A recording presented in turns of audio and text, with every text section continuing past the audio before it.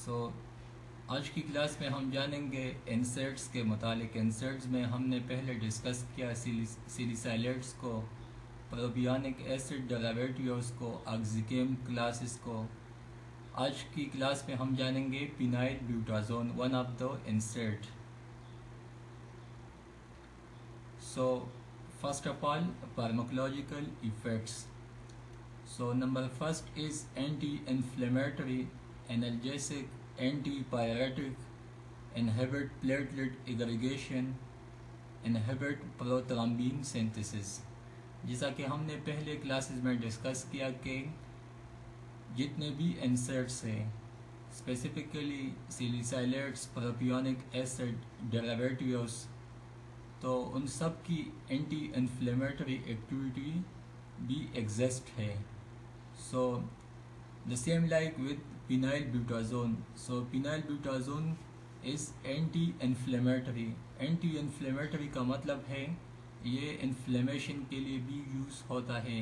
जैसा कि इन्फ्लेमेशन के 5 कार्डिनल साइन है, तो any person which having inflammation, so we use phenyl butazone as a anti-inflammatory।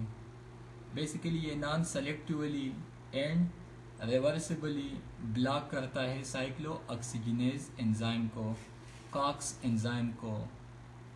इसी तरह इसकी एनाल्जेसिक प्रॉपर्टी भी मौजूद है।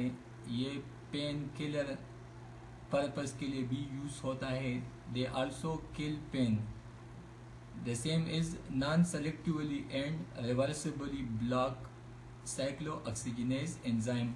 इसमें रिवर्सिबल का मतलब यही है कि जिस टाइम के लिए मेडिसिन बॉडी में मौजूद होता है, तो उस टाइम पे ये ड्रग्स कॉक्स एंजाइम को ब्लॉक करते हैं। जब बॉडी से वो ड्रग वॉश होता है तो दिन they converted again. So basically this is a reversible reaction. Next is antipyretic. So insect में one of the best antipyretic medicine is paracetamol, but phenyl butazone have also antipyretic activity.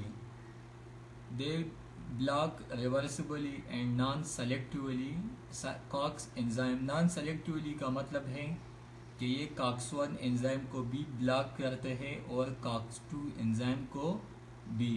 COX-1 enzyme को हम constitutive कहते हैं। उसका function है house keeping. वो protective, उसका वो बॉडी के लिए प्रोटेक्टिव है। जबकि COX-2 जो है ये बॉडी में इन्फ्लेमेशन के टाइम में और इन्फेक्शन के टाइम पे, पैथोजेनिसिटी के टाइम में बॉडी में जनरेट होता है। तो basically COX-1 is beneficial for body. Next is inhibit platelet aggregation. जितने भी इंसेक्ट्स है और स्पेसिफिकली एस्पिरिन जो कि प्लेटलेट एग्रीगेशन को इनहिबिट करता है, एंटी क्लॉटिंग पर्पस के लिए भी यूज़ होता है। तो पिनाइल ब्यूटाजोन का भी यही फंक्शन है कि ये प्लेटलेट की एग्रीगेशन को इनहिबिट करते हैं and they increase and they ease the blood flow. Next is clinical uses.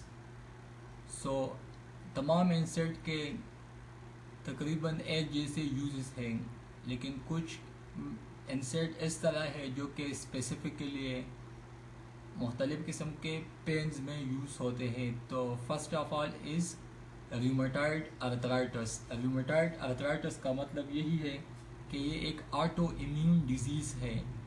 Auto immune disease का मतलब यही होता है कि when immune system attack on the cell of the body, so self attack of the immune system on their own body। so basically rheumatoid arthritis एक auto immune disease है जिसमें body में बहुत ज़्यादा पेन होती है जॉइंट्स की, और इम्यून सिस्टम जो होता है वो बॉडी के जॉइंट्स को और जॉइंट्स की जो लिनिंग होती है उसको टारगेट करती है। Between the two bones there is a cartilage। so basically उसको ये इफ़ेक्ट करती है, तो इससे काफ़ी पेन जनरेट होता है बॉडी में. So this all about rheumatoid arthritis. Next is ankylosing spondylitis. Ankylosing spondylitis basically arthritis disease है जिसमें spine of the body mostly effect होती है. स्पाइन बेसिकली स्पाइनल कार्ड जिस शीट में प्रोटेक्ट होता है जिसे हम वर्टिब्रल कॉलम कहते हैं. तो basically inflammation of spinal joints. Spinal joints are vertebral joints और इसमें बहुत ज़्यादा पेन होती है and patient feel discomfort. So basically ankylosing spondylitis is inflammation of spine of the body. Next is acute gouty arthritis. Acute gouty arthritis इस disease में uric acid का level body में बहुत ज़्यादा इंक्रीज होता है, specifically in blood. So circulating blood में जब यूरिक एसिड की लेवल इंक्रीज हो जाए तो इससे इन्फ्लेमेशन काज होती है, specifically in big toe of the feet. Next is musculoskeletal disorder, muscle pain, skeletal muscle pain and disorder. So phenylbutazone is used. Last one is osteoarthritis. Osteoarthritis सो ये भी joints की bones की एक डिजीज़ है. इससे नी, हिप्स, spine और mostly hands के जो जॉइंट्स हैं वो काफ़ी इफ़ेक्ट होते हैं इस डिजीज़ में. सो phenylbutazone, rheumatoid arthritis, ankylosing spondylitis, acute gouty arthritis, musculoskeletal disorders and osteoarthritis में यूज़ होता है. Next is so basically this is musculoskeletal disorder when there is a pain of skeletal muscle. So or there is a disorder in skeletal muscle or in only muscle, so we use phenylbutazone.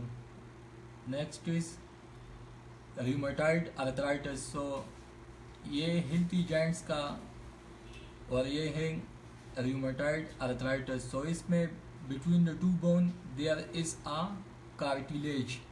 So ये cartilage inflame होता है, इसमें swelling आती है, इसमें जो membrane होती है उसकी होती है erosion और दो हड्डियों के दरमियान जो स्पेस होती है, जो वैक्यूम होती है, बेसिकली वो रिड्यूस होती है.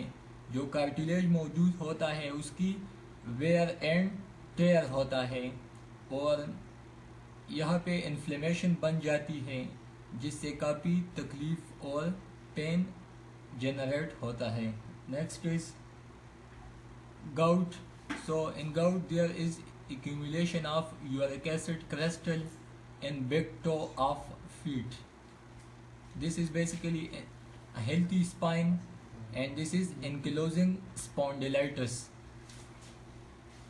This is basically osteoarthritis. So this is normal knee joint and on the right side this is osteoarthritic condition.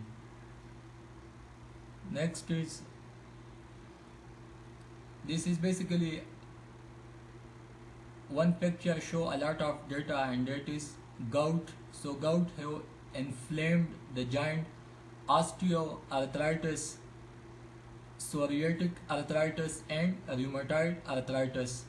So basically body में जितने भी joints हैं, तो जितने भी डिजीज़ हमने डिस्कस किए तो वो सब के सब एक डिजीज़ किसी एक साइड पे तो दूसरा डिजीज़ किसी दूसरी साइड पे बॉडी के मुख्तलिफ किस्म के जॉइंट्स इफ़ेक्ट करते हैं. Next is adverse effects of phenylbutazone. So basically throughout the circulatory system they produce adverse effects. So eyes में ये ऑप्टिक न्यूराइटिस काज करते हैं. ऑप्टिक न्यूराइटिस का मतलब है आई में जो न्यूरॉन मौजूद होते हैं वहाँ पे ये काफ़ी मसले पैदा होते हैं phenylbutazone के लॉन्ग टर्म यूज से. Next is air. तो सुनने में भी काफ़ी मसले पैदा होते हैं जब हम फिनाइल ब्यूटाजोन को लॉन्ग टाइम के लिए यूज़ करते हैं and they produce deafness. Phenylbutazone kidneys के लिए भी काफ़ी फेटल है, इससे नेफ्रोटिक सिंड्रोम पैदा होता है और जो कि रीनल ट्यूबुलर सिस्टम है वहाँ पे नेक्रोसिस होती है, सेल डेथ होती है फिनाइल ब्यूटाजोन के लॉन्ग टर्म यूज से। इसी तरह ये हेपेटिक सिस्टम के लिए भी काफ़ी डैमेज है और लीवर सेल में भी ये नेक्रोसिस प्रोड्यूस करता है। स्किन पे ये भी काफ़ी मसले पैदा करते हैं जैसा कि exfoliative dermatitis, inflammation of the derm of the skin, और ब्लड में भी काफ़ी मसले प्रोड्यूस करते हैं जैसा कि agranulocytosis, aplastic anaemia, haemolytic anaemia. So haemoglobin में और आरबीसी में ये भी काफ़ी मसले पैदा करते हैं। So this mostly effect blood, A plastic anaemia and hemolytic anemia, and there are other types of anemia which are produced from long-term use of phenylbutazone. So this all about phenylbutazone. If you feel any problem, so you can ask. Thank you.